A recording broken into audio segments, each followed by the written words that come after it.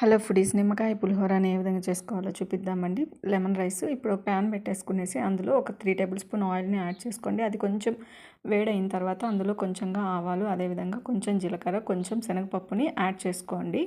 ఇవి కొంచెం ఫ్రై అయిన తర్వాత అందులో ఒక చిన్న ఆనియన్ని వేసుకొని ఈ విధంగా ఫ్రై చేసుకోండి. అవి ఫ్రై అయిన తర్వాత ఎండుమిర్చి ఒక 4, కరివేపాకు కొంచెంని యాడ్ చేయండి.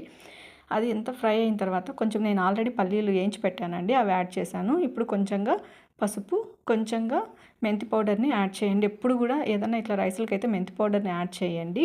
ఇప్పుడు నిమ్మకాయ 2 తీసుకున్నానండి 1.5 గ్లాస్ రైస్కి. అందులో కొంచెం సాల్ట్ కలిపేసి ఇప్పుడు ఆ రైస్ చల్లారి పెట్టుకొని ఇందులో బాగా కలుపుకునేయాలి.